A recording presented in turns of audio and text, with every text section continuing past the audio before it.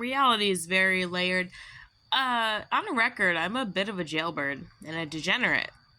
But reality is very layered, so there's always like the reality of the Antichrist and then the reality of Christ. And in this world, you're fighting against the reality of the Antichrist or the reality of Christ. But to our favor, the authority of Christ always is going to trump the reality of the Antichrist. So I would seem to be a bit of a degenerate. I was arrested in 2017 in New Orleans for disturbing the peace. Got roofied by bachelorette party that I was supposed to be maid of honor in. Makes no other sense. Bitches roofied me. I was blackout.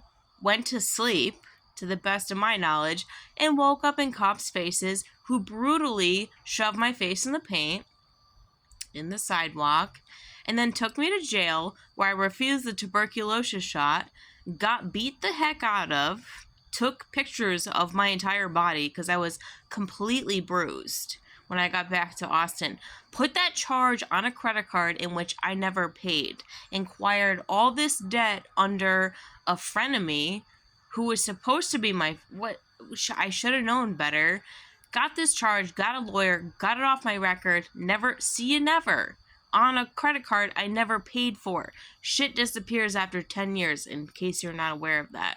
Then go after child trafficking in Austin, Texas, blacklisted, can't get a job anywhere. The bar association tells my boss they'll ruin his business if he doesn't fire me. He had no choice. He fires me. I'm on a bus several years later, asked me to put a mask on my face or he won't move the damn thing. I said, I'm sorry, I'm not going to sit here and put a mask on my face. Do your job. I'm not moving. But I didn't really actually say that. I was very polite because I was doing a peaceful protest. Got that shit slammed on my record, never had due process. People don't even believe this exists, but never gave me due process. And then I have to go to jail a year and a half later, getting pulled over for registration out of date. And then I gotta get a lawyer, try to expunge my record after dealing with the first frickin' thing. And it was like, ghosted me, blacklisted, see you never. Because none of this shit was ever supposed to happen. Because there is an authority over Christ. I never got slammed. I have like something on my record, but I was never convicted. I never got slammed with a charge. I had to spend all this time and all this money, but never got convicted of a single crime. But I have this like thing on my record that I'm some kind of criminal. I got evicted. You know why I got evicted? Was because they don't accept back rent. And I got a grant. And when the second grant came through, they were like, we're not accepting it or whatever, and wouldn't accept $1,000 back rent on 12 grand. So it looked like I owed 12 grand. Insane. This is insane. After Saudi Arabians, I think, bought the apartment complex. Maybe I'm schizophrenic. But I don't want to live where, like, big companies own apartment complexes anymore. Because they do whack shit, dude.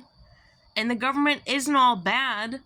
But there's, like, an imposing force within the government. These two forces work against each other. And then we have to rely on Christ. You can't rely on yourself for all the shit that's coming down the fan, man. And maybe it's just starting for people, but for me, it's like mostly ending. Because the jig is all the way up, dude. I was never convicted of a crime. I've been led to believe I was convicted of a crime, but I was never convicted of a crime. And I never paid, virtually never paid a frickin' cent to this insanity. You know, when you get out of jail in Travis County, they suggest, read the fine print, they suggest you pay $40. Bitch never paid $40 because I read the fine print. There's all this freaking magician work within the legal system. If you just knew your authority under Christ, the Holy Spirit would show you these things. You have to admit guilt. You have to accept guilt. You have to not read the fine print. Read the fine print and believe it's real. Don't admit guilt. Assert authority. You don't pay a frickin' dime under the protection of Christ. And you read between the lines. I was never convicted of a crime. I had to look up the word conviction because I was convicted of the spirit of what a conviction was. I was never convicted of a crime because I never saw a judge. That's why my lawyer ghosted me, and he couldn't tell me why he ghosted me. I don't have eviction on my record because they were supposed to accept the money that I offered them, and or whatever the frick reality they have. It's insanity. This should have never happened. None of this. This is truly the protection under the blood of Christ. In my testimony, I'm supposed to be some kind of criminal and degenerate, but the insanity would have it, was never convicted of a crime, don't have this shit on my literal record, or whatever you want to call it, literal, physical, spiritual, whatever. Dude, this was all freaking insanity. And it's over. I mean, all that being said, it's over. It's done. Like, I just found out I was never convicted of a crime. That's why all this makes sense now. Because I was never, I don't care. It's all in the past. I don't want to talk about it anymore.